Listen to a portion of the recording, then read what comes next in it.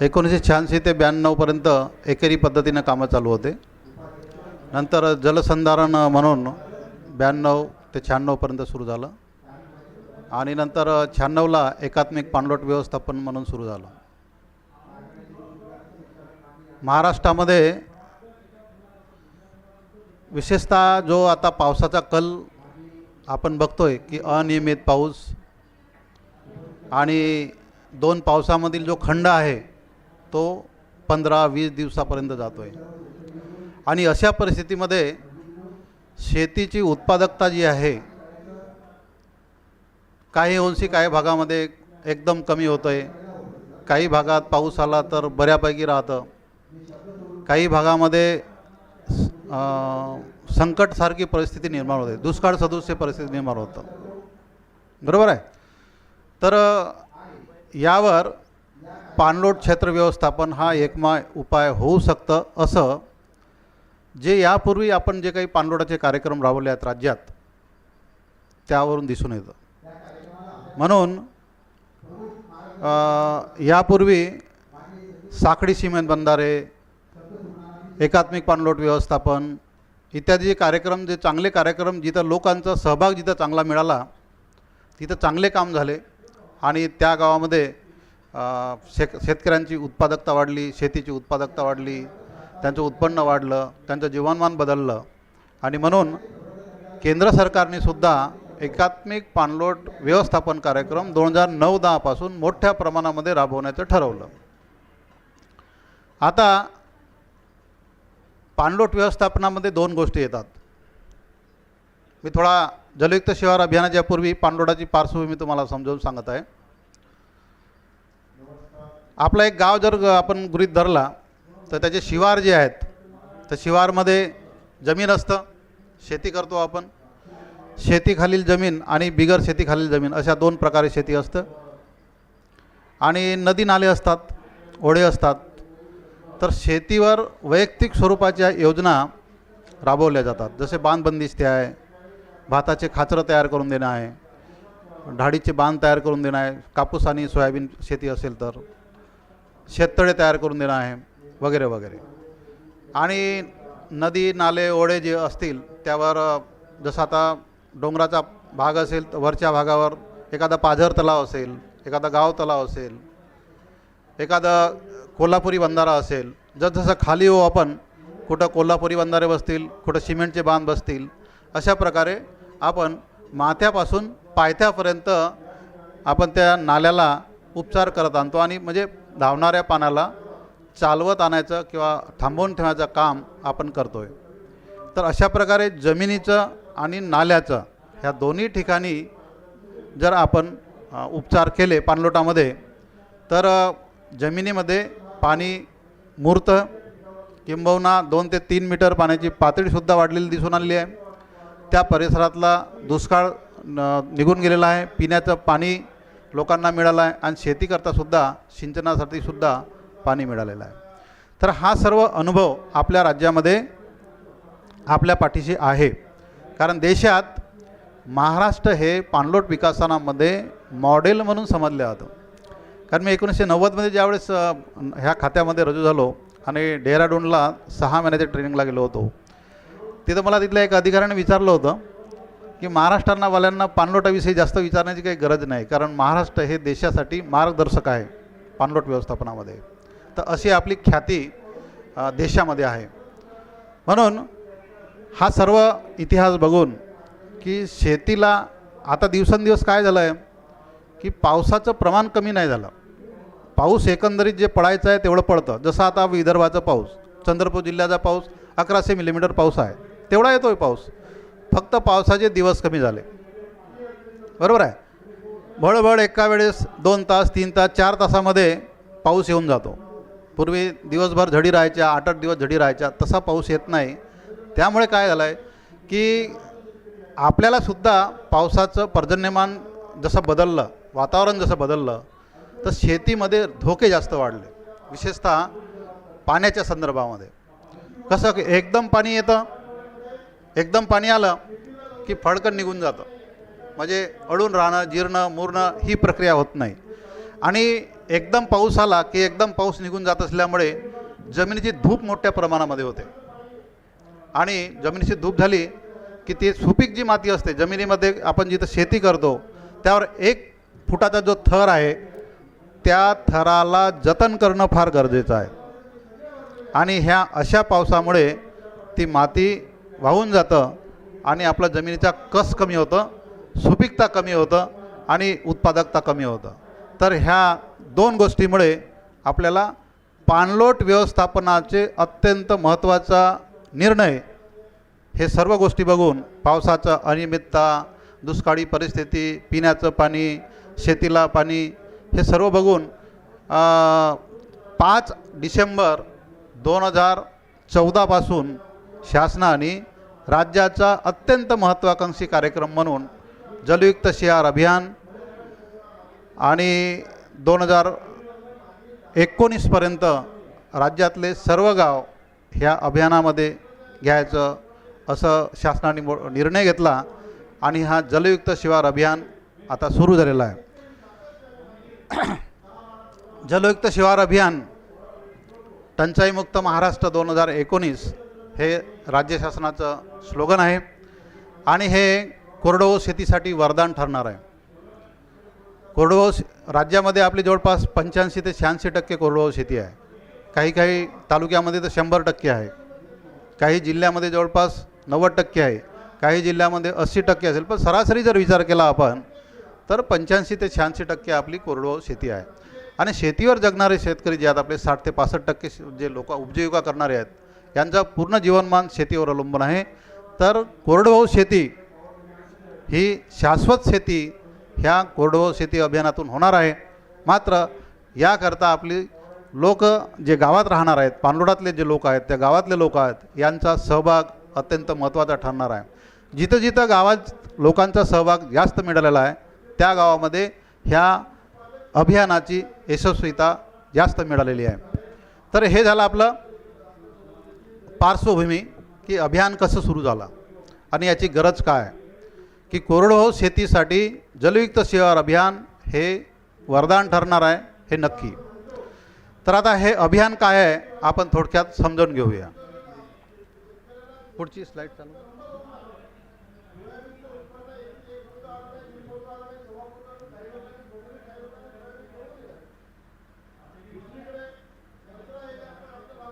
मी थोडा एक हे अभियान जो शासनाचा GR जो आहे ते थोडा समजावून सांगणार आहे तुम्हाला की याच्यात काय आहे आणि त्यानंतर त्याच धर्तीवर मी माझ्या परिसरामध्ये जे काम केलेले आहेत, जे पूर्ण त्या GRची ज्या परिपत्रकाची अंमलबजावणी केली आहे त्याची एक हिस्ट्री केस स्टडी म्हणून एक यशोगाथा म्हणून आपल्यासमोर सादर करणार आहे. जेणेकरून थेरॅटिकल आणि प्रॅक्टिकल ह्या दोघांचा संगम जर आपण केला तर आपल्याला तो शासनाचा जो निर्णय आहे आणि तो शेतकऱ्यांसाठी किती उपयुक्त आहे हे आपल्याला समजून येईल. हे वरोरा सब डिव्हिजन आहे चंद्रपूर जिल्ह्यामध्ये की जिथं माझं मुख्यालय आहे. त्यामध्ये जवळपास 3 तालुके येतात, चिमूर, भद्रावती आणि वरोरा. यामध्ये चिमूर, भद्रावती आणि वरोरा 3 तालुके, जवळपास 600 गाव येतात तिन्ही तालुक्यामध्ये. आणि यापैकी जवळपास 65 गावांची आम्ही ह्या जलयुक्त शिवार अभियानामध्ये निवड केलेली आहे. वरोऱ्यामध्ये 19, भद्रावतीमध्ये 24 आणि चिमूरमध्ये 22 असे एकूण 65 गावाची ह्या अभियानामध्ये निवड केलेली आहे. मी जे हा वरोरा तालुक्याचा नकाशा आहे विशेषतः त्यामध्ये जे महालगाव मी तुम्हाला एक केस स्टडी म्हणून इथं समजावून सांगणार आहे म्हणून मी वरोरा तालुक्याचा यामध्ये नकाशा दाखवलेला आहे. आता जलयुक्त शिवार अभियानाचे आता आपण GR बाबत शासनाचा जो परिपत्रक आहे अभियानाचा याचे उद्देश काय आहेत याबाबत थोडक्यात थोडा समजावून घेऊया. तर गावातला पाणी गावात, शेतातलं पाणी शेतात. पहिले उद्देश काय, शेतातलं पाणी शेतात, मग गावातलं पाणी गावात आणि पाणलोटातलं पाणी पाणलोटामध्ये. पाणलोटावर आधारित हे अभियान आहे. आता पाणलोट म्हणजे काय हे समजून घ्यायला पाहिजे. पाणलोटाचा नकाशा दाखवून पाणलोटाचा नकाशा काढ.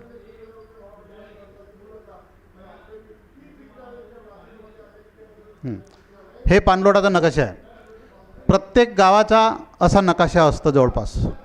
मी तुम्हाला मगाशी सांगितलं की नदी नाले आणि शेती, जिथं उंचवटा असते डोंगराळ भाग, उंचावर राहून खालपर्यंत पाणी येतं, बरोबर आहे. तिथं एक छोटी ओघळ असेल वर, नंतर नाला थोडा मोठा मोठा होत जातं आणि एखाद्या कुठं मोठ्या ओढ्याला किंवा नदी नाल्याला संगम होतं.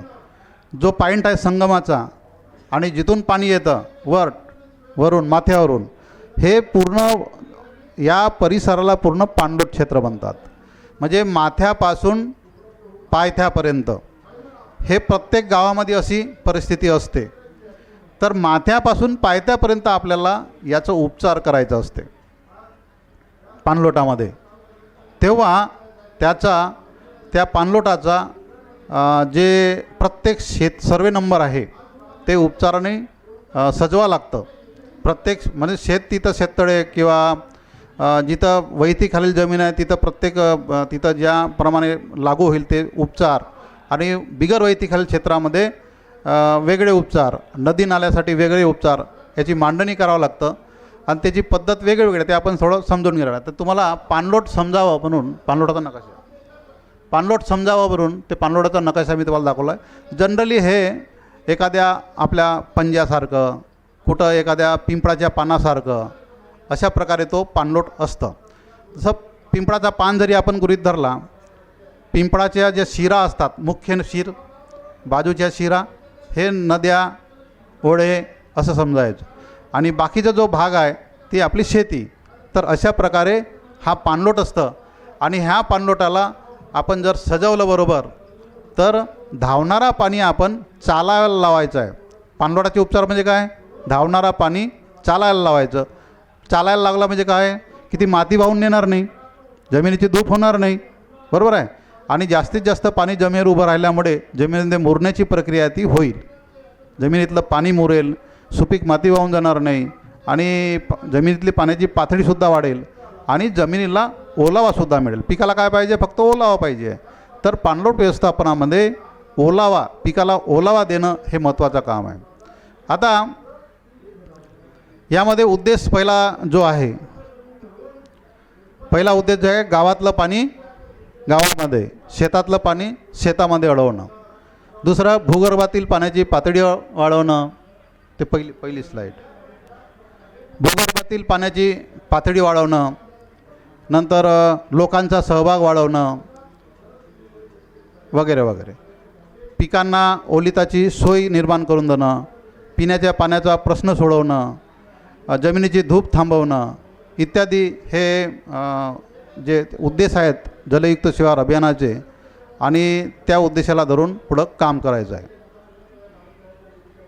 आता यामध्ये एक महत्त्वाचा मुद्दा ह्या अभियानामध्ये आहे, विकेंद्रित पाण्याचे साठे तयार करणे.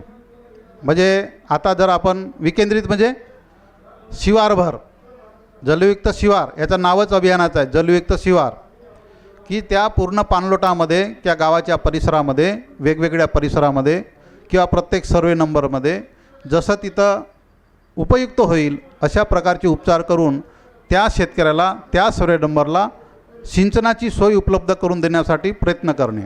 आता हे उद्देश धरून आपल्याला पुढं काम करायचं आहे. गावाची निवड करायची आहे. गावाची निवड शक्यतोवर जे पाणलोटाचे कार्यक्रम आहेत, अतिशोषित गाव आहेत, अतिशोषित म्हणजे जिथं 500 मीटर 600 मीटरवर पाणी लागतं फुटावर, अतिशोषित अशी धूप झालेली आहे, असे गावं, टँकर फेड गावं की जिथं टँकरनी पाणी द्यावं लागतं, जे ऑलरेडी पाणलोटामध्ये मंजूर गावं आहेत. आता पाणलोट 3-4 प्रकारचे येतात. केंद्र सरकारचे एकात्मिक पाणलोट व्यवस्थापन कार्यक्रम, नंतर कोरडवाहू शेती अभियानातले पाणलोट, विदर्भ सधन सिंचन विकास कार्यक्रमातील पाणलोट, असे वेगवेगळ्या योजनेतले मंजूर पाणलोट आहेत. ते सर्व पाणलोट ह्या योजनेमध्ये घ्यायचे आहेत. आणि नंतर मंजूर कार्यक्रम हा त्या गावामध्ये राबवायचा आहे. तर अशा प्रकारे प्रत्येक तालुक्यामध्ये 20 ते 25 गावं जवळपास असतात. कारण ज्या गावामध्ये एकात्मिक पाणलोट व्यवस्थापन कार्यक्रम आहे केंद्र सरकारचा, त्या गावामध्ये जवळजवळ 15 ते 20 गावं त्या तालुक्यामध्ये त्या पाणलोटामध्ये असतातच. याला सोपं कसं होते की ती मंजूर कार्यक्रम असल्यामुळे त्याचा DPR तयार करणे, कार्यक्रम मंजूर करून घेणे, केंद्राचा जे काही वेगवेगळे पैसा पुरवठा करणाऱ्या यंत्रणा आहेत त्यांचा पैसा आणणे वगैरे सर्व सोपं जातं. आणि कमी पडला तर शासनसुद्धा पैसा मोठ्या प्रमाणामध्ये तिथं देतं. तर अशा प्रकारे ही गावाची निवड. अजून नवीन एक हे ग्राम जे आता आहेत नवीन सांसद आदर्श ग्राम जी योजना सुरू केली आहे केंद्र सरकारने, ते सुद्धा गाव आमदारांसाठी सुद्धा ते गाव निवड करायला सांगितलं आहे, ते सुद्धा गाव घेता येतं याच्यामध्ये. तर अशा प्रकारे हे एका तालुक्यामध्ये 15 ते 20 गाव याची निवड करायची आहे की ज्याला टॉप प्रायोरिटीचे जे गाव आहेत ते घ्यायचे आहे. तर हे अशा प्रकारे गावाची निवड करायची आहे. आणि गावाची निवड झाल्यानंतर त्या गावाचा नंतर DPR तयार करायचा आहे. DPR म्हणजे सविस्तर प्रकल्प आराखडा. सविस्तर प्रकल्प आराखड्यामध्ये काय करायचं आहे की गाव हा ह्या पाणलोटाचा किंवा ह्या अभियानाचा घटक आहे. मुख्य गाव हा अभियानाचा मुख्य घटक. तर त्या गावचे सरपंच, तिथले तलाठी, पोलीस पाटील, ग्रामसेवक, तिथला मंडळ अधिकारी रेवणीचा, नंतर कृषी विभागाचा कृषी सहाय्यक, कृषी पर्यवेक्षक, इरिगेशन डिपार्टमेंटचा शाखा अभियंता, त्या भागामध्ये वन विभाग असेल तर वन विभागाचा अधिकारी, सिंचन विभागाचा लघु सिंचन विभागाचा शाखा अभियंता घेतला आपण, पाणी पुरवठ्याचा अधिकारी, असे त्या गावामध्ये जेवढे सिंचनासाठी काम करणारे, शेतीसाठी काम करणारे विभाग आहेत त्या सर्व विभागांचा गाव पातळीवरचा अधिकारी जो आहे त्या अधिकाऱ्यांची एक टीम करायची असतं. आणि ते टीमचा जो प्रमुख आहे तालुका स्तरावर, त्या समित्या असतात जवळपास 3. एक विभागीय स्तरावर, विभागीय आयुक्त सरांच्या अध्यक्षतेखाली विभाग स्तरावरचे जेवढे अधिकारी आहेत त्या सर्व अधिकाऱ्यांची एक टीम असते, समिती असते. आणि त्यांचे जे मेंबर सेक्रेटरी आहेत ते त्यांचे ऑफिसमधले एक आयुक्त आहेत, रोही आयुक्त, विभागीय आयुक्त कार्यालयामध्ये, ते त्यांचे मेंबर सेक्रेटरी असतात. जिल्हा स्तरावर आल्यानंतर जिल्हाधिकारी साहेब त्यांचे प्रमुख असतात ह्या अभियानाचे. आणि जिल्हा स्तरावर जेवढे काही कृषीच्या संबंधित काम करणारे, सिंचन विभाग आहे, वन विभाग आहे, नंतर GSD आहे, नंतर लघु सिंचन विभाग आहे, जलसंधारण विभाग आहे, BDO आहेत, हे सर्व अधिकारी, कृषी विभागाचा तालुका कृषी अधिकारी आहे, माझा कार्यालय आहे, हे सर्व असे जिल्हा स्तरावरचे जे अधिकारी आहेत ते जिल्हास्तरीय समितीमध्ये असतात. कलेक्टर साहेबांच्या मार्गदर्शनाखाली ही कमिटी काम करतं. आणि जिल्हा अधीक्षक कृषी अधिकारी, कृषी विभागाचा जो जिल्ह्याचा प्रमुख आहे तो त्यांचा मेंबर सेक्रेटरी म्हणून काम करत आहे. आणि हे बाकीचे सर्व समिती जवळपास 15 दिवसातून एक सभा होत असते. काय कार्यक्रम इम्प्लिमेंट अंमलबजावणी करायची, कार्यक्रम अंमलबजावणी झाल्यानंतर त्यामध्ये रिझल्ट काय आहेत, त्या काम सुरू असतानासुद्धा एक दक्षता पथक आहे त्याच्यावर, तो दक्षता पथकसुद्धा काम सुरू झाल्यानंतर फिरत असतं आणि ते कामंसुद्धा पाहत असतं. खात्याच्या तर वेगवेगळ्या तपासण्या असतातच, त्या व्यतिरिक्तसुद्धा दक्षता पथक आहे. या व्यतिरिक्त तालुका स्तरावर उपविभागीय अधिकारी जो आहे रेवणीचा, ज्याला प्रांत म्हणतो आपण, SDO म्हणतो, SDO राजस्वचे रेवणीचे, त्यांच्या अध्यक्षतेखाली एक समिती आहे. आणि त्या समितीमध्ये मी सुद्धा माझ्या पदाला मी सुद्धा मेंबर आहे. तालुका कृषी अधिकारी आहे, AR आहे, BDO आहे, तहसीलदार आहेत आणि डेप्टी इंजिनियर्स आहेत 2-3 प्रकार इरिगेशनचे, हे सर्वजण तिथले मेंबर्स असतात. अशा प्रकारे ह्या 3 स्तरावर समिती आहेत. राज्य स्तरावर सुद्धा समिती आहे. आणि ह्या समितीच्या मार्फत मार्गदर्शन आणि त्याच्या गावाची निवड, DPR तयार करणे, गावाचा सविस्तर आराखडा आणि त्याची अंमलबजावणी करणे, कामाची गुणनियंत्रण चे मूल्यांकन करणे, त्याचं संनियंत्रण करणे इत्यादी सर्व काम ह्या समित्यांमार्फत चालतं. आता हे आपल्या समित्या झाल्या. आता आपल्याला गावाची निवड झाली असं गृहीत धरा. एक गाव निवड केलं आहे, असं त्याचा DPR तयार करायचा आहे. DPR म्हणजे आराखडा त्याचा अंमलबजावणीसाठी. आपण मगाही तुम्हाला पाणलोट समजावून सांगितलं आहे. ह्या पाणलोटामध्ये आपल्याला विविध यंत्रणेचे कामं करायचे आहेत. त्याकरता आपण गाव स्तरावर जे काम करणारे सर्व विभागाचे अधिकारी आहेत त्यांचं एक टीम तयार केली. आणि त्या टीमचे सुपरवायझर म्हणून तालुका स्तरावरचे जे अधिकारी आहेत ते सुपरवायझर अधिकारी म्हणून काम करतात. ही टीम गावामध्ये काय करेल, गावाची निवड झाली, आपण त्यांचा एक सविस्तर आराखडा तयार करण्यास संपर्क अधिकारी म्हणून निवड केला. संपर्क अधिकारी म्हणून निवड केल्यानंतर त्यानंतर पर्यवेक्षणीय अधिकारी म्हणून सुद्धा GR प्रमाणे त्याची निवड केलेली आहे. आता हे झाल्यानंतर आता आपल्याला त्या गावाचा DPR तयार करायचा आहे, आराखडा नाही राहू दे तसंच. तर ऑलरेडी आपण त्या गावामधले तलाठी आहेत, कृषी सहाय्यक आहेत, ग्रामसेवक आहेत, शाखा अभियंता आहेत वगैरे वगैरे यांची टीम तयार केलेली आहे की त्या गावासाठी काय गरज आहे त्याची, ते काय गरज आहे ते तयार करतील. आता थोडक्यात काय केलं जातं, हा कार्यक्रम मोठ्या प्रमाणामध्ये लोकांमध्ये माहीत व्हावा, प्रचार प्रसिद्धी व्हावं म्हणून आम्ही पहिल्यांदा तरी जिथं जिथं आपण हे आराखडे तयार करायचे आहेत तर गावामध्ये आपण एक शिवार फेरी काढली. पहिल्या दिवशी अवेअरनेस कॅम्प म्हणतो त्याला आपण, की जनजागृती अभियान, की गावामध्ये एक शिवार फेरी, गावातले लोक, नंतर गावामधील शाळा, त्यांचे मुलं, त्यांच्या हातात काही बॅनर द्यायचं आणि एक गावामध्ये प्रत्येक भजन कीर्तनचे मंडळ असतात आपले, त्यांच्यामार्फत एक गावामध्ये शिवार फेरी काढायची, जेणेकरून गावातल्या सर्व लोकांना माहीत होईल की हे अभियान ह्या आपल्यासाठी, आपल्या फायद्यासाठी सुरू होत आहे. आपण यामध्ये जास्तीत जास्त लोकांनी सहभाग घ्यायला पाहिजे. ही एक लोक चळवळ व्हायला पाहिजे, पाणलोटा व्यवस्थापनाची म्हणा किंवा जलयुक्त शिवार अभियानाची. आणि यामध्ये जास्तीत जास्त तरुण मुलं, महिला हे आणि जे ॲक्च्युली शेती करतात अशा लोकांचा सहभाग वाढावा म्हणून हे असं जनजागृतीचा कार्यक्रम पहिल्यांदा, त्यानंतर गावात सभा घेऊन हा कार्यक्रम समजवून द्यायचा की त्या गावामध्ये कार्यक्रम आपण काय करणार आहोत. मग सर्व यंत्रणेचे लोक त्या गावात जाऊन ती सभा घेतील आणि त्यांना समजावून देतील की हा अभियान आपल्या गावामध्ये राबवायचं आहे आणि ह्या अभियानामध्ये असं असं आपल्याला करायचं आहे. हे झाल्यानंतर समिती ॲक्च्युली कामाला लागेल गावामध्ये. आता त्याचा आराखडा, अचूक आराखडा तयार व्हायला पाहिजे. त्याला वॉटर बजेटिंग म्हणतो आम्ही. गावाचा पाण्याचा ताळेबंद तयार करायचा आहे म्हणून त्याकरता ॲक्च्युली गावामध्ये लाभार्थी किती, खातेदार किती आणि नाले किती, ओढे किती आणि त्यावर किती बांध बांधलेले आहेत ऑलरेडी, किती शेतकऱ्यांच्या बांधाची बांधबंदिस्ती चांगली आहे, किती शेतकऱ्यांना नवीन बांध करून द्यावं लागणार आहेत, किती शेतकऱ्यांना शेततळे लागणार आहेत, किती शेतकऱ्यांचे बांध फुटलेले आहेत त्यांना दुरुस्त करून द्यावं लागणार आहे, इत्यादी सर्व अभ्यास ही टीम करेल.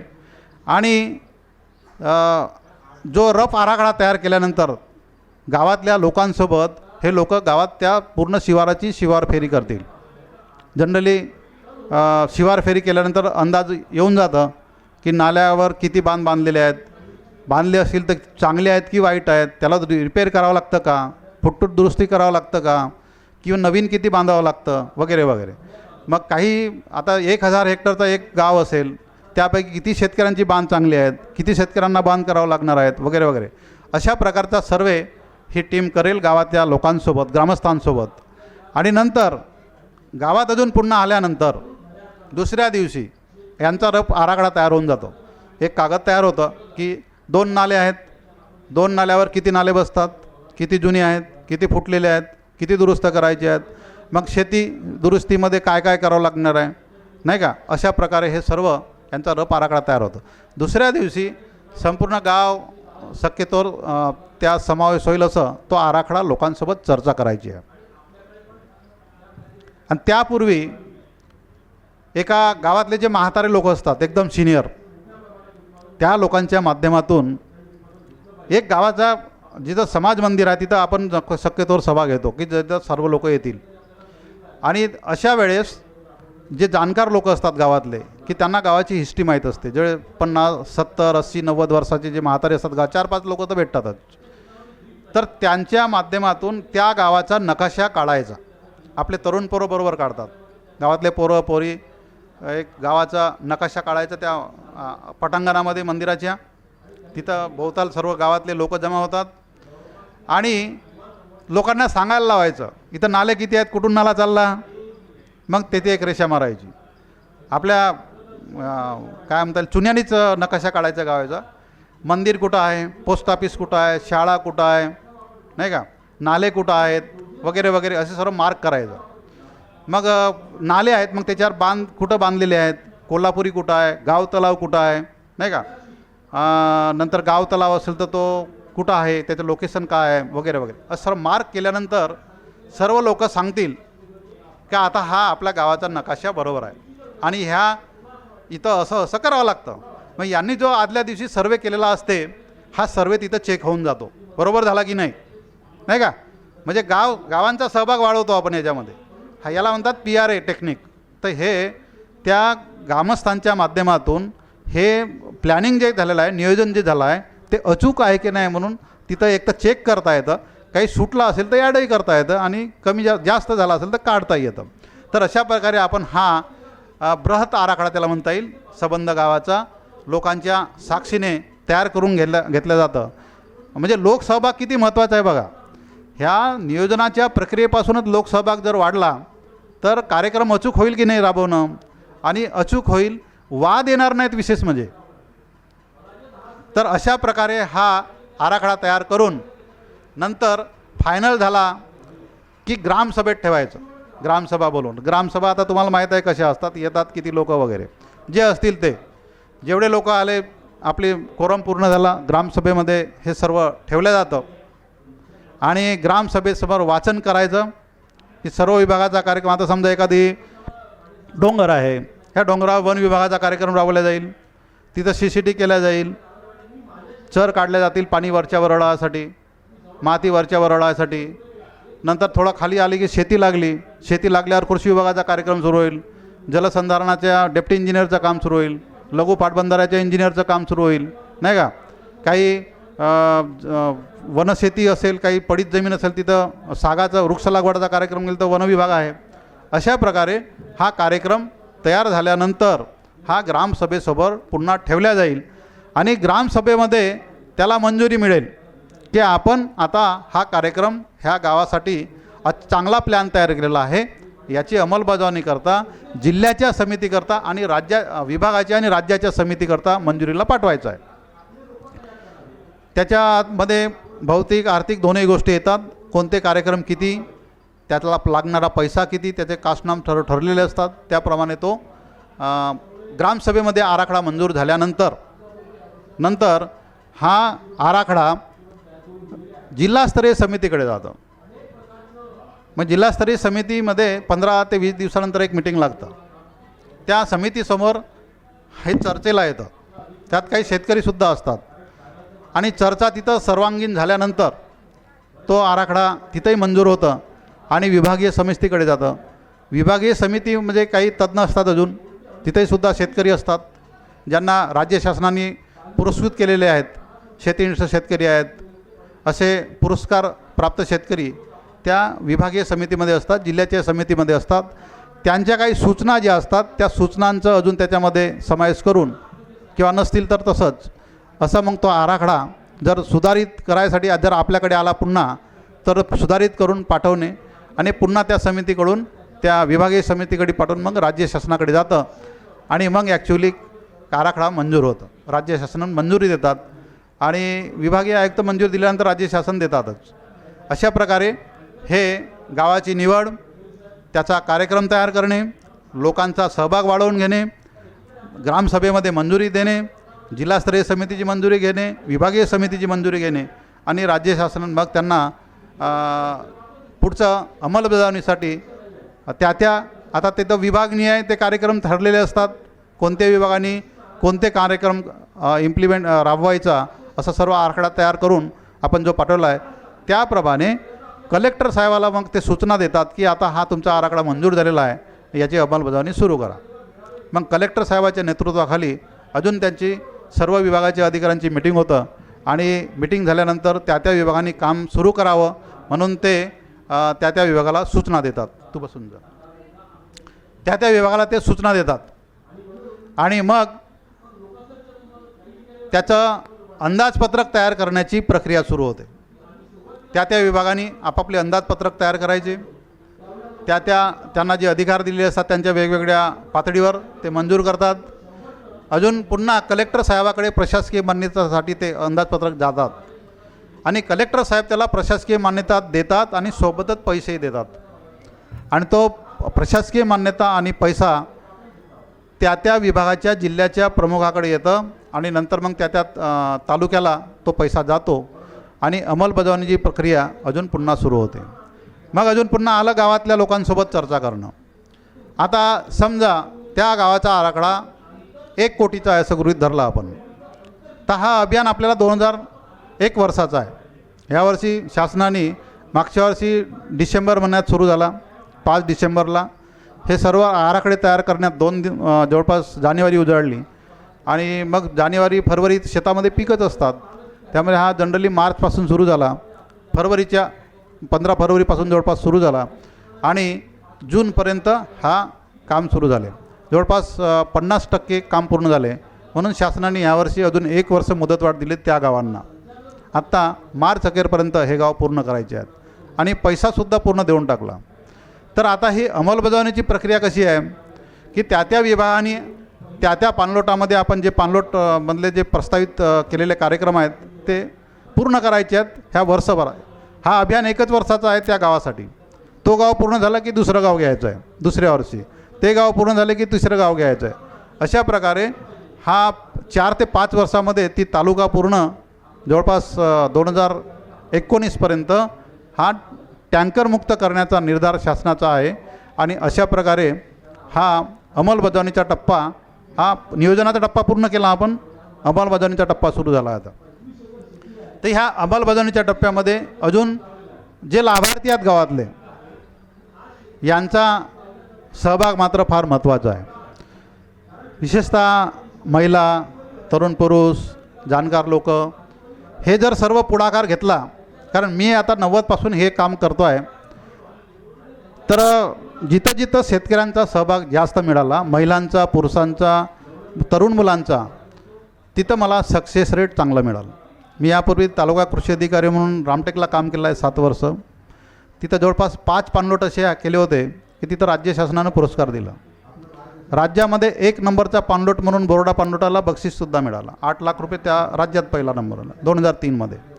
खुमारी पाणलोट, बोर्डा, खुमारी, जिंजरिया, घोटी, रमजान, नंतर सालई इत्यादी पाणलोट चांगले झाले होते त्या, कारण तिथल्या लोकांनी फार सहकार्य केला होता.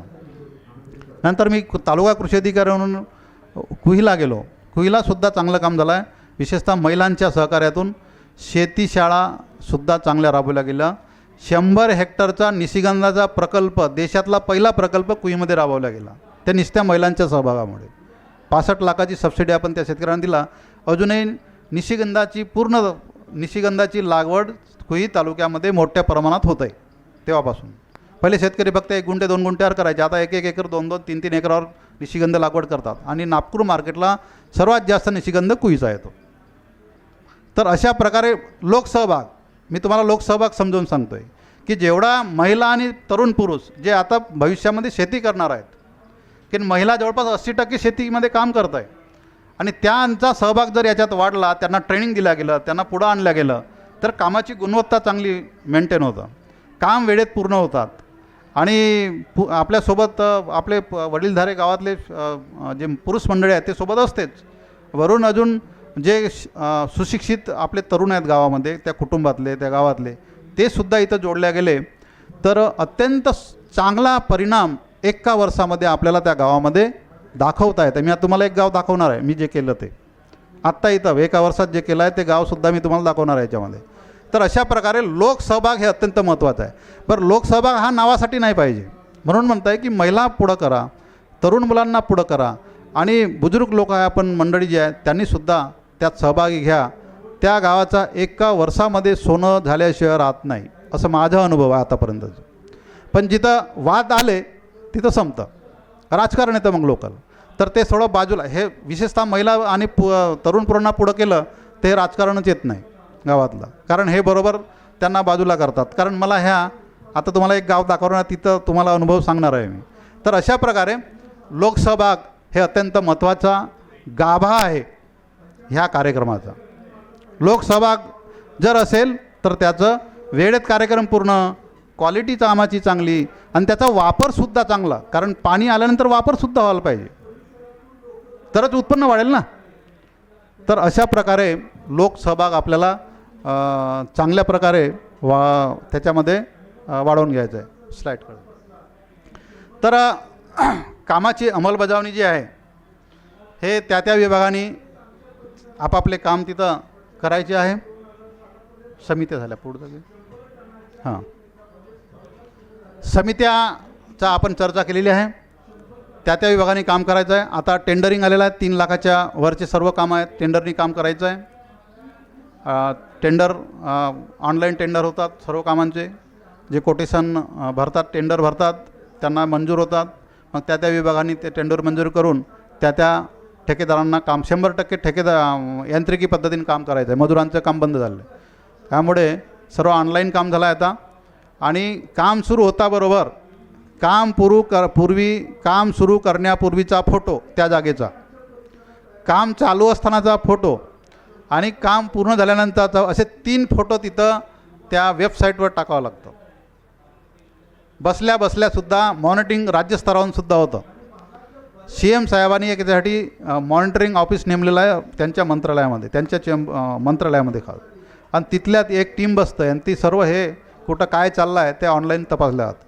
आणि काही गडबड दिसली तर ते बरोबर त्या परिसरात, त्या जिल्ह्यात त्या कलेक्टरला सूचना देऊन ते सांगतात, सूचना देतात. त्या मॉनिटरिंग टीम राज्यस्तरावरची, तशी विभाग स्तरावर, तसं जिल्हा स्तरावर. कलेक्टर साहेब पहिल्यांदा ह्या अभियानामध्ये 100% सहभाग असतो यांचा. प्लॅनिंग प्रोसेसमध्ये, गावाची निवड, हे DPR तयार करण्याच्या प्रोसेसपासून कलेक्टर साहेब, माझ्या तर परिसरामध्ये जवळपास 20 दिवस कलेक्टर साहेब आले, म्हणजे 4 महिन्यामध्ये. DPR तयार करण्यापासून काम सुरू झाले ते सर्व बघणे, नंतर पूर्ण झाल्यानंतर बघणे, सुरू झाल्यानंतर बघणे, भूमिपूजन करणे वगैरे वगैरे. तर अशा प्रकारे शासन कोरडवाहू शेतीच्यासाठी हा अभियान सुरू केला आहे. शासन शेतकऱ्यांसाठी अत्यंत चांगला उपक्रम सुरू केला आहे. आता फक्त शेतकऱ्यांनी याच्यात पुढाकार घ्यायचा आहे आणि आपलं काम कसं चांगलं होईल, आपल्या गावासाठी कसं आपण चांगलं काम करू, आपल्यासाठी कसं चांगलं काम करू, आपलं शेतीचं उत्पादन कसं वाढेल, हे आता बघायचं आहे. तर आता यामध्ये 4 कंपोनंट आहेत. मी तुम्हाला GRS समजावून राहिलो. शासनाचा जो जलयुक्त शहर अभियान आहे, महाराष्ट्र टँकरमुक्त 2019 आहे, की त्या GR मधल्या गोष्टी तुम्हाला समजावून देऊन राहिलो. तर आता याच्यामध्ये 3 प्रकारचे कामं घेता येतात. 3 प्रकारचे म्हणजे कोणते?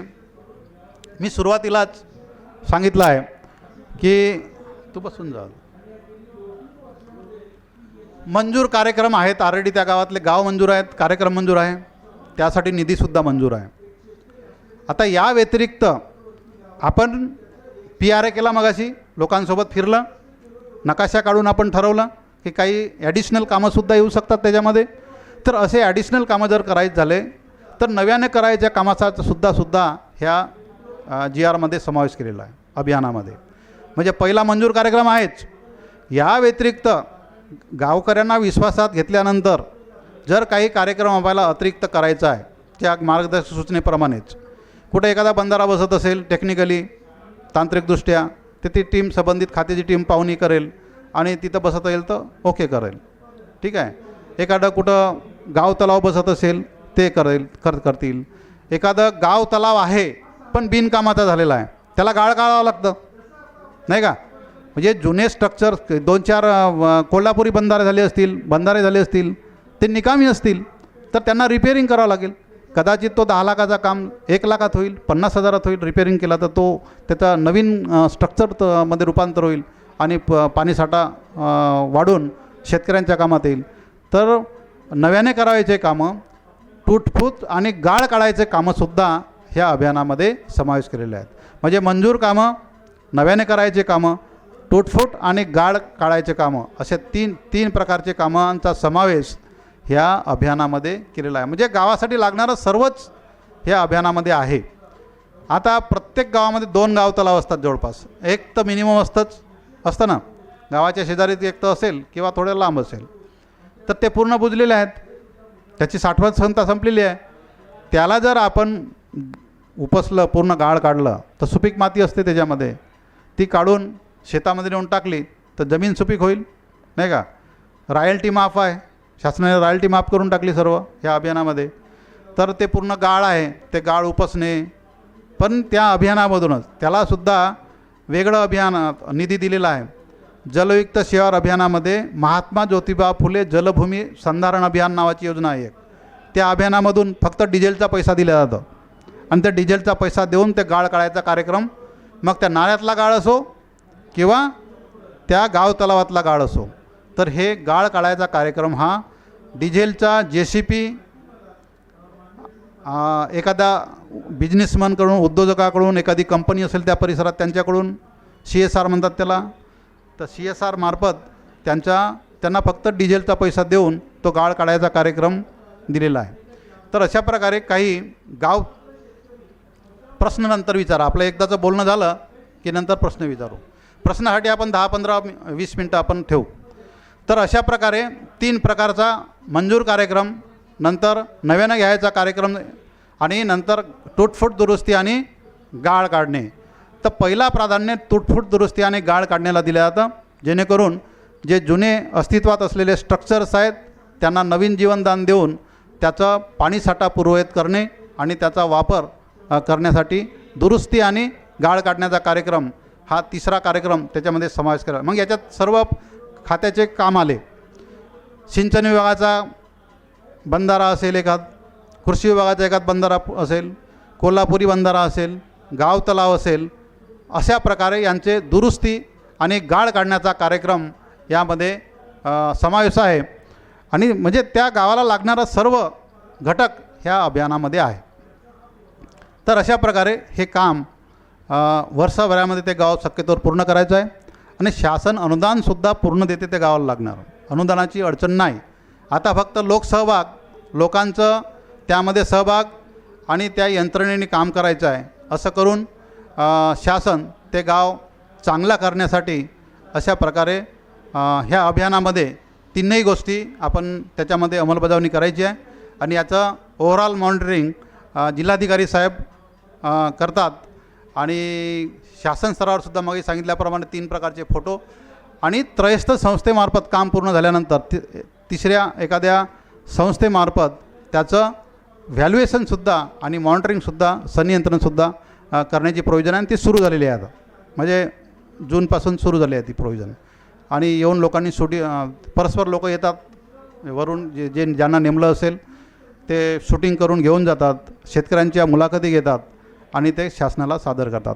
तर अशा प्रकारे लोकसहभाग, नंतर त्या जिल्हाधिकारी किंवा संबंधित यंत्रणेचं कामं चालू असतानाचा पर्यवेक्षण, नंतर त्रयस्थ संस्थेमार्फत पर्यवेक्षण आणि ऑनलाईन सुपरविजन, अशा प्रकारे त्या कार्यक्रमावर संनियंत्रण आणि मॉनिटरिंग ह्या 3ही गोष्टी ह्या अभियानामध्ये केलेल्या आहेत. आणि त्यामुळे मागच्या वर्षी जे आपण अशा प्रकारे हे अभियान आहे, मी थोडक्यात तुम्हाला हा जलयुक्त शिवार अभियानाचा जो GR आहे, जो अभियान आहे, तो समजावून सांगितला आहे. तर यामध्ये डिपार्टमेंटसुद्धा तुम्हाला सांगितलं आहे कोण काम करतात. आणि काही कामंसुद्धा NGOलासुद्धा याच्यामधून देता येतात. NGOला 25% कामंसुद्धा NGOला याच्यामध्ये देता येतात. जसं IWMP वगैरे योजना आहे, एकात्मिक पाणलोट व्यवस्थापन कार्यक्रम, यामध्ये 25% कामं NGOला कृषी विभागामार्फत अलॉटमेंट मिळतं. तर अशा प्रकारे हे पाणलोट विकासाचा कार्यक्रम आणि सबंध एकत्रित योजना, पाणलोटाच्या एकत्रीकरण, सर्व योजनांचं, सर्व खात्याचं एकत्रीकरण ह्या जलयुक्त शिवार अभियानामध्ये आहे. आणि हे सर्व खाते, डिपार्टमेंट्स, शेतीसाठी काम करणारे यांनी जर सर्व अशा प्रकारे आराखडा तयार केला, कामं केले, तर तो गाव सुजलाम सुफलाम झाल्याशिवाय राहत नाही, असं दिसून येतं. आता दुसरं एक आहे मूल्यवर्धन. मूल्यवर्धन म्हणजे मला 6 वाजेपर्यंत, म्हणजे 15 मिनटं लेट सुरू झाला तर वेळ हां आले आहेत. तर कारण 15 मिनटं लेट सुरू झाला त्यामुळे हां ठीक आहे. तर अशा प्रकारे हा जलयुक्त शिवार अभियान कोरडवाहू शेतीसाठी, कोरडवाहू शेतकऱ्यांसाठी वरदान ठरणार आहे. फक्त गरज आहे तुम्हाला त्यात सहभागी व्हायची. तर जलयुक्त शहर अभियानामध्ये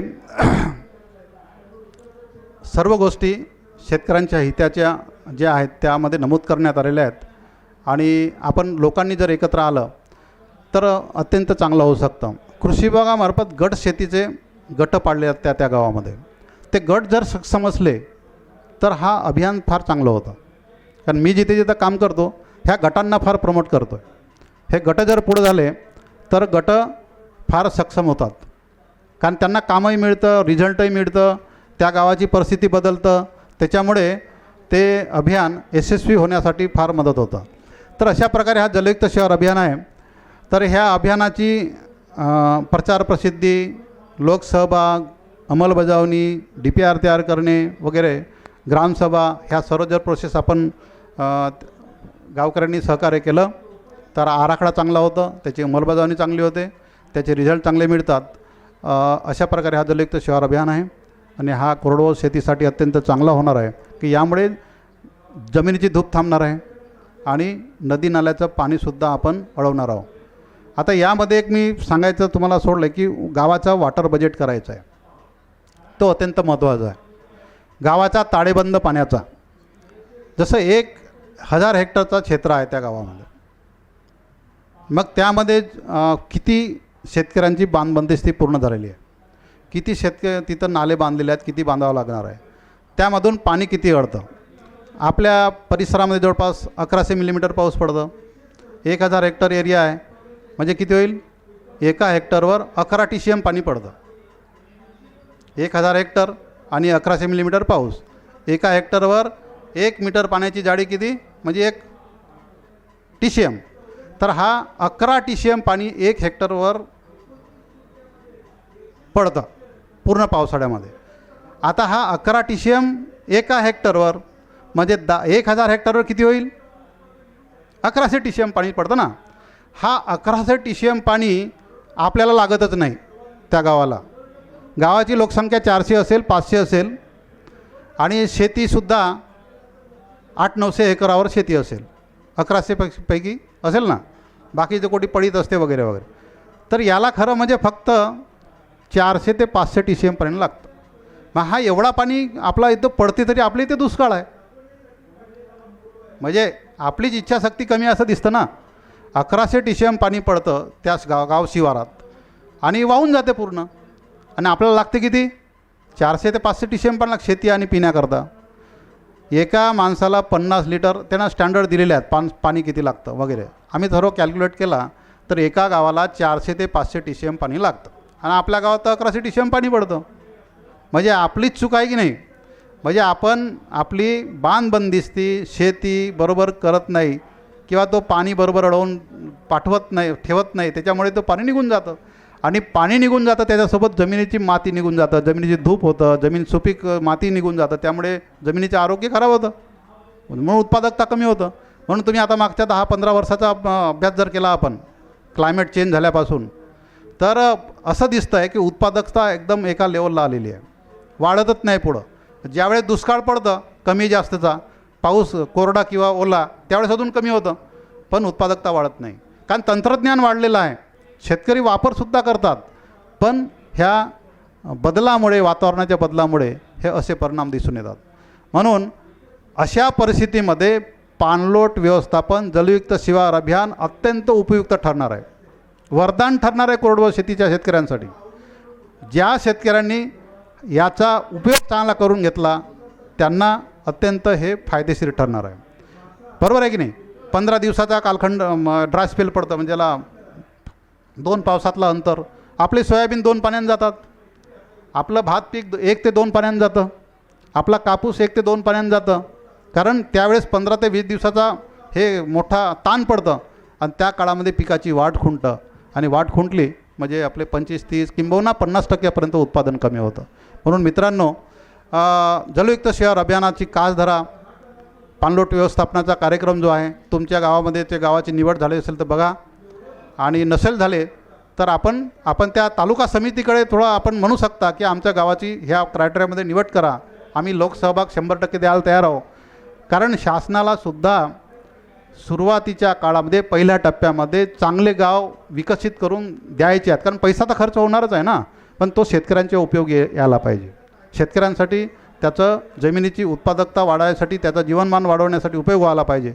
म्हणून असे लोकसहभागवाले जे गाव आहेत, जास्त लोकसहभाग देणारे, असे जर पुढं आले तर आपल्या त्या समितीमार्फत एखाद्या तुमच्या म्हणण्याप्रमाणे एखाद्या गावाची निवडसुद्धा होऊ शकतं, कारण त्याला यशस्वी पणा जास्त येईल.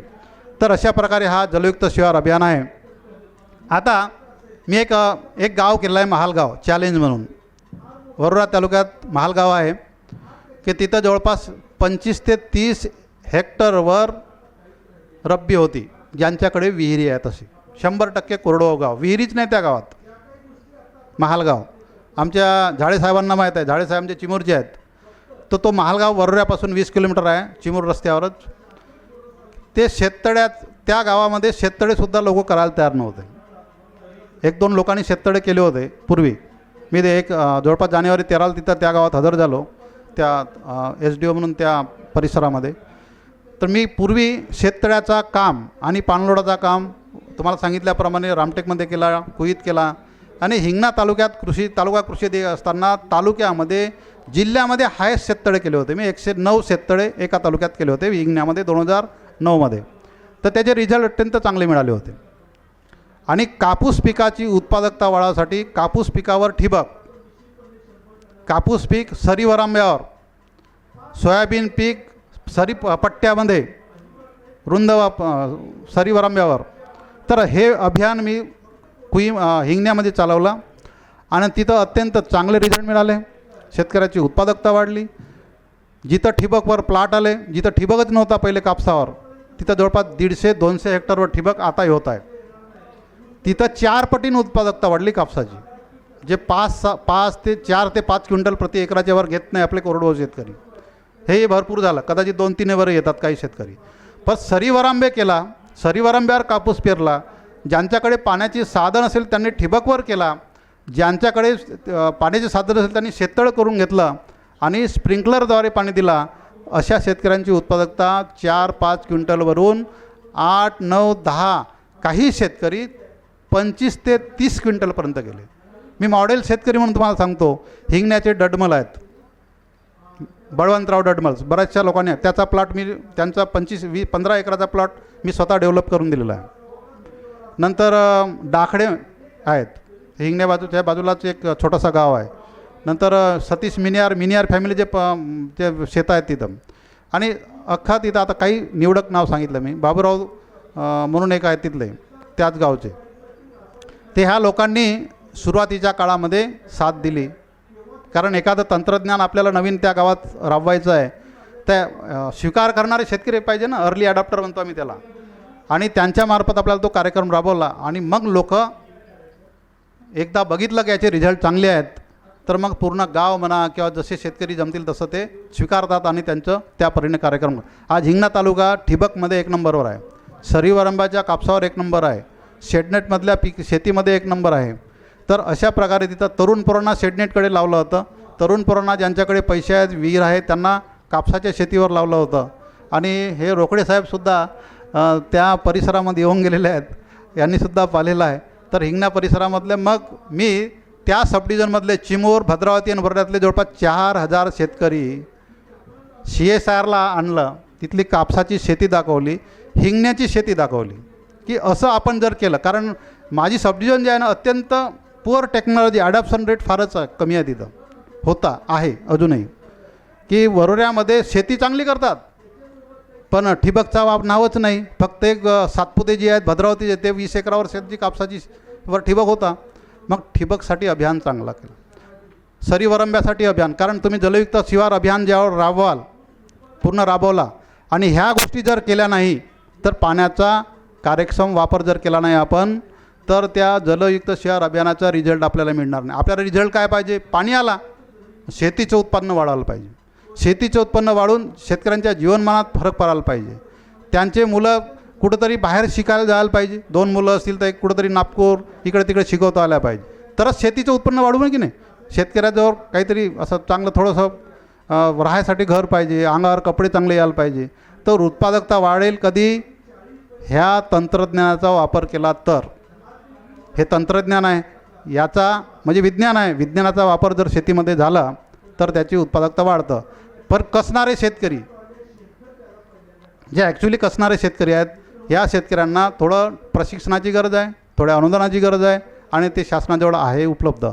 ठिबकवर 75% सबसिडी आहे, तुषारवर 75% सबसिडी आहे, पण 5 एकराच्या आतल्या शेतकऱ्यांना, 5 एकराच्या वरच्या शेतकऱ्यांना 50% सबसिडी आहे. म्हणजे 1 हेक्टरला ठिबक जर लावायचा झाला कापसाला तर जवळपास 1 लाख रुपये खर्च येते, 90,000 ते 1 लाखपर्यंत. कारण विहीर तुमची आणि ते पाईपलाईन किती लांब असते त्यावर डिपेंड असते, थोडा 5-10 हजारचा फरक पडतो, पण रफली 1 लाख रुपये. शासन 55,000 रुपये सबसिडी देते 5 एकराच्या आतल्या शेतकऱ्याला. मोठ्या शेतकऱ्यांना जवळपास 46,000 रुपये सबसिडी, 42 ते 45,000च्या जवळपास सबसिडी पडतात. आणि तुषारमध्ये सुद्धा 14 ते 15,000 रुपये सबसिडी आहे 25,000च्या संचाला. मोठ्या शेतकऱ्यांना, लहान शेतकऱ्यांना जवळपास 11 ते 12,000 रुपये पडतात. तर एवढा सपोर्टसुद्धा आहे. तर अशा प्रकारे पाणी आल्यानंतर पाण्याचा व्यवस्थापन, पिकाचं तंत्रज्ञानाचं व्यवस्थापन हे जर आपण करू शकलो नाही तर उत्पादकता वाढणार नाही. कारण अजून पटपाणी देईल, पटपाणी दिलं तर 100 एकरामध्ये होणारा पाणी तो 10 एकरात 20 एकरामध्ये संपेल, आहे की नाही. म्हणून 100% त्या गावाची बांधबंदिस्ती, 100% त्या गावाचं सरी वरांबे, कापूस बिलकुल त्याला पिरू द्या. हे गट जर केले आपण 20-20 शेतकऱ्यांचे, महिलांचे आणि तरुण पुरुषांचे, तर हे बरोबर काम करतात. सपोर्टला आपले तरुण सर्व गट यांच्यासोबत बुजुर्ग गावातले लोक आहेतच आपल्यासोबत. सुरुवातीला थोडा विरोध होता, कारण मला सुरुवातीला प्रत्येक ठिकाणी विरोध झाला आहे शेतकऱ्यांचा. चाललं बायांना ट्रेनिंग द्यायला वगैरे वगैरे असं होतं ते. कारण आजही आपली संस्कृती नाही आहे ती. आजही आपण गावात सभा ठेवली तर महिला येत नाही. कालच माझ्याकडे एक सभा झाली, परवा दिवशी आमचे कृषीचे प्रधान सचिव साहेब आले होते उकरड्या गावामध्ये, आदर्श गाव समितीच्या. आदल्या दिवशी गेलो होतो मी त्या गावात. 100% महिला घरातल्या बाहेर काढा म्हणून. 400 कुटुंबाचं गाव आहे, 150 तरुण पुरुष, आणि ते खरंच त्या गावानं तसं केलं. त्या सभेला 400 महिला होत्या, 100-150 तरुण पुरं समोर. 2-4 लोक गावामध्ये गडबड करणारे असतातच. त्यांची हिंमत राहील का याच्यासमोर करायची? अजिबात हिंमत होऊ शकत नाही. 4 माणसं, मी या 15 दिवसापूर्वी त्या उघड्यात गेलो होतो, तर 4 माणसं दारू पिऊनच यायचे. कारण ते नेहमी राहतात म्हणे, घरी त्रास असते ना, गावातही असते म्हणे. पण असं काय मेसेज चुकीचं जातं ना, बाहेरचे जसे वरिष्ठ अधिकारी येतात आपले, मेसेज चुकीचं जाते गावातला. अशा वेळेस तरुण मुलं आणि महिलांना पुढं केलं तर हे असं नाटाळपणासुद्धा कमी होतं आणि कामाची गुणवत्तासुद्धा चांगली राहते. हां, थोड्या वेळाने माझं संपू द्या, आपण चर्चा करू मग. तर महालगाव हा आपण एक गाव, तुम्हाला सांगता 5-6 शेततळे झाले होते, बांधबंदिस्ती शून्य होती, वृक्ष वातावरण होतं. खरीपात तुम्ही ऑगस्टमध्ये गेले तरी ते एकदम वृक्ष वाटायचे त्या गावामध्ये. अत्यंत म्हणजे काही म्हणजे पाहण्यालायक शेती नाही. मग त्या गावाचा मी जेव्हा एक चॅलेंज म्हणून तो गाव घेतला, माझ्या 2-3 सभा त्यांनी उधळल्या. मी रात्री 9 वाजता 8 वाजता सभा घेत असतो त्या गावामध्ये, की जेणेकरून पिलाई असेल तर कमीत कमी जेवल्यानंतर थोडा डायल्यूट होईल म्हणून. तर रात्री 8-9 वाजता त्या गावामध्ये सभा घेतल्या. आणि पाणी व्यवस्थापनाचे तज्ज्ञ जे आहेत इथले, जे नेहमी राहुरीचे एक शेतकरी आहे, त्यांना 100 शेतकऱ्यामध्ये देशात सत्कार झाला आहे, त्या डॉक्टर आहेत ते आयुर्वेदाचे, आणि पाणी व्यवस्थापनामध्ये एकदम जबरदस्त आहेत. हरभऱ्याचं उत्पादन एकरी 15 क्विंटल कसं घ्यायचं त्याच्यावर ते देशात भाषण देतात. त्यांना 8 दिवस ठेवला माझ्या 3ही तालुक्यात. डॉक्टर वने म्हणून, डॉक्टर वने राहुरीचे आहेत. राहुरीजवळ एक मानोली गाव आहे, तिथले आहेत. तर पुऱ्या त्या पाणलोट जे मला चांगले पाणलोट करायचे होते, आणि त्या गावामध्ये त्यांच्या सभा लावल्या आणि रात्री माझ्यासोबत 8-8, 9-9 वाजेपर्यंत राहायचे ते. आणि काय सुरुवातीला त्रास झाला 2-4 महिने. मग शेततळे करायचं झाले तर जुनेच गड्डे दाखवायचे लोक, साला आमच्या ह्या गड्ड्यालाच पैसे काढून द्या म्हणून. तेही सर्व जमलं नाही त्यांचं. मग आम्हाला काम द्या, कारण गोंधळ घालायसाठी मग तेही बंद करून टाकलं सर्व. आणि अशा प्रकारे त्या गावामध्ये पहिल्या वर्षी 113 शेततळे झाले. 100% बांध बंदिस्ती 1000 हेक्टरची, 100% बांध बंदिस्ती. म्हणजे असा कंबरवर उंचीचा 1 मीटर उंचीचा बांध 100% त्या शेतीला. त्या शेतामध्ये मागेल त्याला शेततळे. पहिल्या वेळेस तर काहीच दिला नाही. पहिला पावसाळा गेला आणि अशी लाईन लागली शेततळ्यासाठी की 262 शेततळ्यांचे अर्ज आले आणि पहिले 35च झाले होते ना. 35वरून असं वाढत मग 113पर्यंत गेलो आम्ही आणि आता 262. आता मागणी पूर्ण करू शकत नाही एवढे शेततळे आले. मग शेततळ्याचं पूर्ण बांधबंदिस्ती झाली, त्याला ग्रेडेड बंडिंग म्हणतो आम्ही. पूर्ण ग्रेडेड बंडिंगचं काम केलं आणि 113 शेततळे केले पहिल्या वर्षी पूर्ण. आणि पावसाळा सुरू झाला. त्या गावामध्ये 100% सरी वरांब्याचा प्रयोग केला. त्या गावांमध्ये रिजर्व दिले जवळपास 500. जे आपण ऊसाच्या शेतीला रिजर्व वापरतो लोखंडाचे, ते रिजर्व दिले 500. आणि त्याच्याने पूर्ण सरी वरांब्या काढायचं 50-60% लोकांनीच काढला. त्याचे रिझल्ट जे बघितले त्यांनी सर्व वरांब्याचे आणि मागच्या वर्षीचा कापूस बघितला तर सिंचन इरिगेशन दिलेल्या पिकासारखं तो दिसत होता. कोरडवाहू शेतीतसुद्धा पहा जलसंधारणाची अभियानाची किमया काय. सरीवर आंबे, शेततळे सातीला आणि उताराला आळवी पेरणी ह्या 3 गोष्टी राबवल्या. आणि त्या गावामध्ये जे नाले होते 3 किलोमीटर नाले आहे, त्याला सोडून दिला मी पहिल्या वर्षी, केलंच नाही.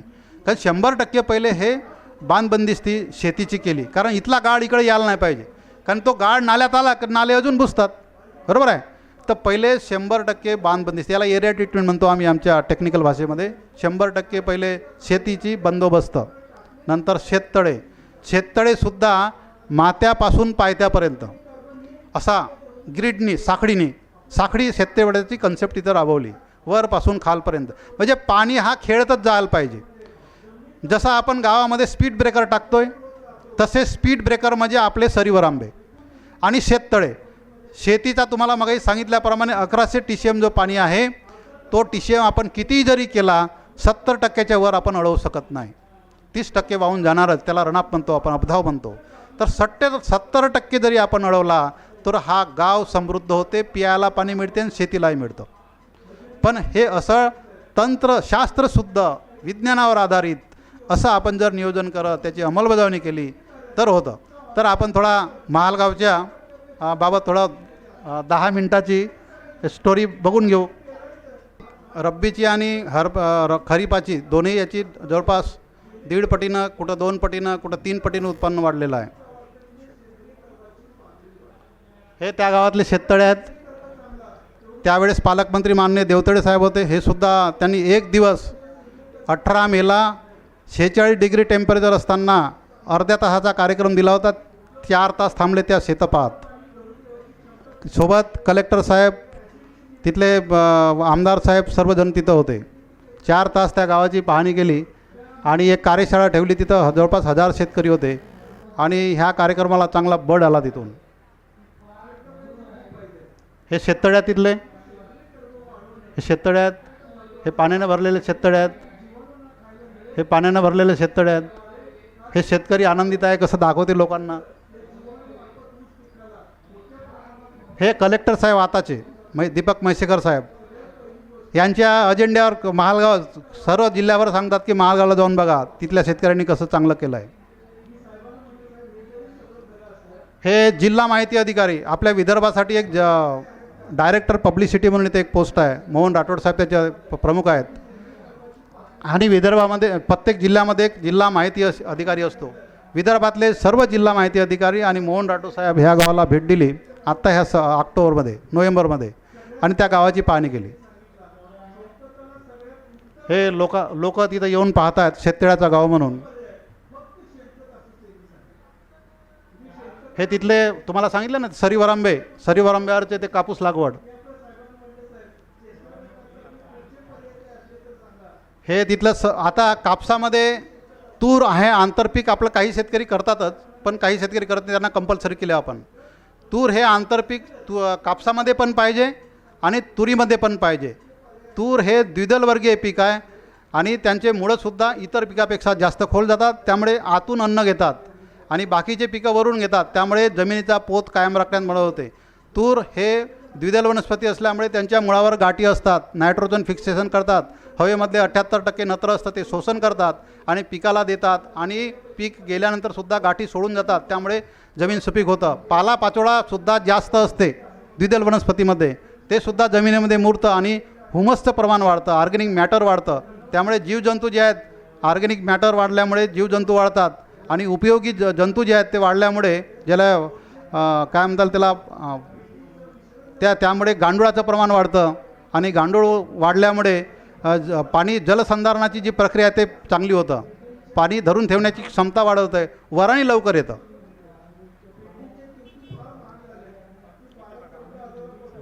हे तिथले फोटो आहेत सर्व, चला घ्या. हां, हे तुषार सिंचनाचा वापर केला आहे. 75 तुषार सिंचन दिला त्या गावामध्ये एकाच वेळेस, 35 डिझेल पंप दिलं त्या गावामध्ये एकाच वेळेस. त्यामुळे शेततळ्यातून पाणी वापरायचं, तुषारनी द्यायचं.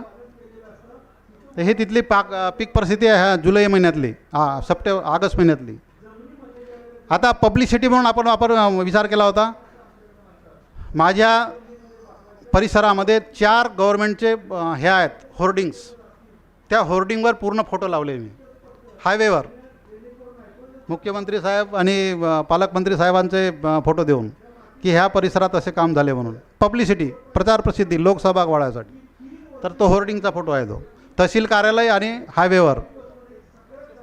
हे आमचे आमदार साहेब बाळूभाऊ धानोरकर साहेब यांनीसुद्धा त्या गावाला भेट देऊन त्यांची पाहणी केली. हे बाळूभाऊ धानोरकर साहेब, आमदार साहेब. हे शिवार फेरीचं अभियान गावागावामध्ये आपण त्या तालुक्यामध्ये राबवलं, त्याचा आहे. हे अर्थ काढला होता आपण जलयुक्त शिवार अभियानाचा. हे कलेक्टर साहेब दीपक म्हैसेकर साहेब शेततळे पाहताना आहे. हे तुषार सिंचन, तुषारवर आपलं सोयाबीनची शेती. हे सिमेंट नाला बांधायचं खोलीकरण केलं ह्यावर्षी. पहिल्याच वर्षी 3 किलोमीटर असं पाण्याचे बिलकुल नहरासारखं दिसतो आहे. कॅनल, आपला इरिगेशन डिपार्टमेंटचा कॅनल जसं असते ना तशा प्रकारचं.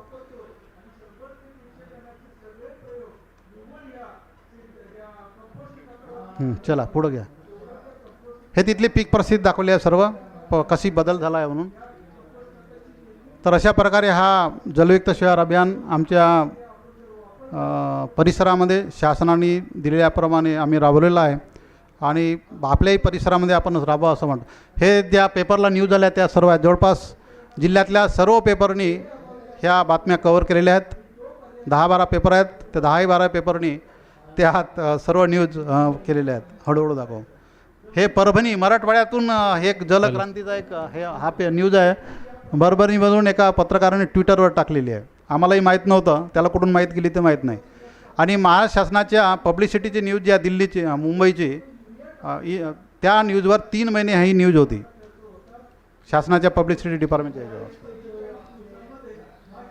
महालगाव जलयुक्त क्रांती. पुढं वरोरा तालुक्यात जलयुक्त शिवार योजना बहरली. जलयुक्त शिवार अभियानातून हरित क्रांतीचा श्रीगणेशा. सागरा गाव झाले सागर. हे कलेक्टर साहेबांना फार आवडलं आहे त्या गावातलं पाहून.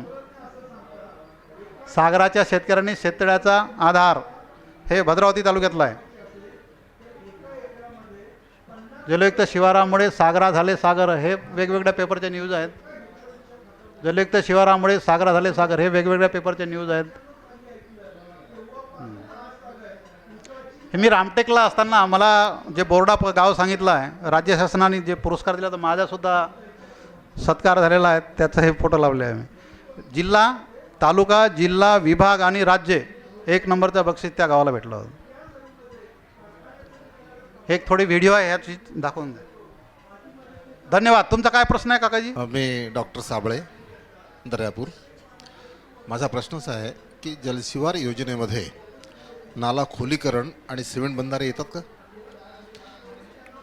आणि दुसरा प्रश्न असा आहे की शेतीमधलं आमचं गावाला लागून नाला आहे एक, आणि त्या नाल्याचं पाणीसुद्धा ओव्हरफ्लो होऊन शेतीमध्ये येते. त्यामुळे मी शेततळंसुद्धा माझं फुटलं 2 वेळेस. त्या ठिकाणी मी सर्व प्रकारचे प्रयोग केले आतापर्यंत, मोठमोठे बंधारे बांधले, पण पाणी जाण्याकरता मार्ग दिल्यानंतरही ते पाणी ओव्हरफ्लो होऊन तिथून निघून तो शेततळं फुटलं. ते आता बंधारा फुटला, शेततळं ते फुटून शेततळं.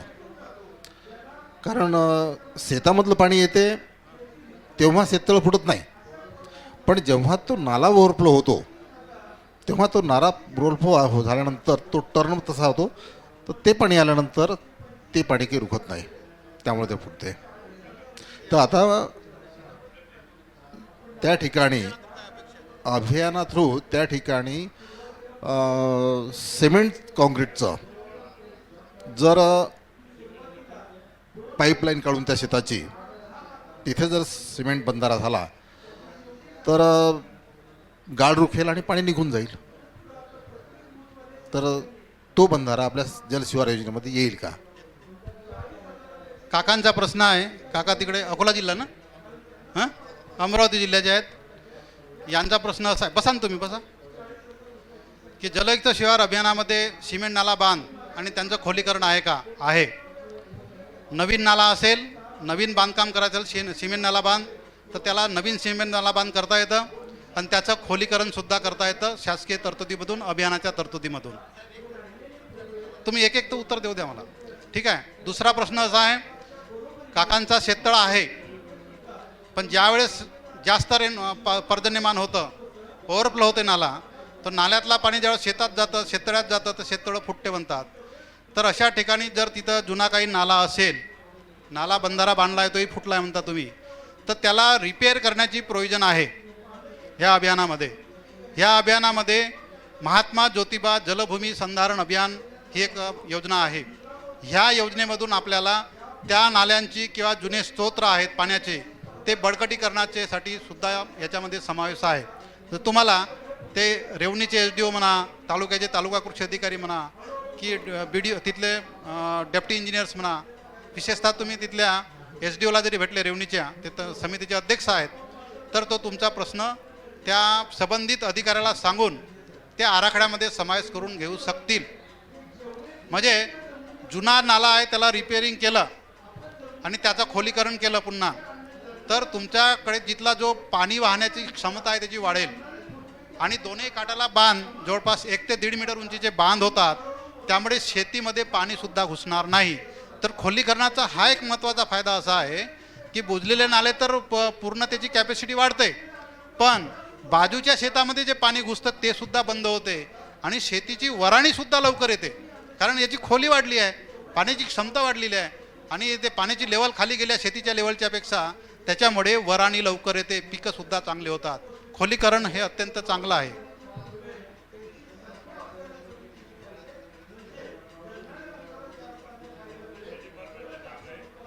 नाही, आता ते बंधारा कोणत्या डिपार्टमेंटचा आहे ते पाहावं लागेल ना. नाही नाही, असं नसतं, कारण ते सेम टाईप बंधारे लोकल सेक्टर जलसंधारण डिपार्टमेंट आहे तेही करतं. हो, कारण आता जलसंधारणाचे गाव जे आहेत त्याच्या व्यतिरिक्त कामं करता येत नाही. हां, आता वेळेवर नाही करता येणार, पुढच्या वर्षात येईल. मग ते आता नवीन वर्षाची गावं निवडायची प्रक्रिया जवळपास पूर्ण होत आहे, झालेली आहे काही ठिकाणी. तर आता तुम्हाला करून घ्यायचं असेल तर करून घेता येईल, पण त्या निवडीचे क्रायटेरिया त्याच्यामध्ये बसायला पाहिजे. हां, अत्यंत चांगलं आहे ते. ते गाव जर आला तर त्या प्रश्नच येत नाही, पण मगाशी आपण चर्चा केल्याप्रमाणे तसा आराखडा झाला आणि त्याची अंमलबजावणी झाला ते एक नंबर होतं. या महालगावाला आमचे शेततळे पाहायला.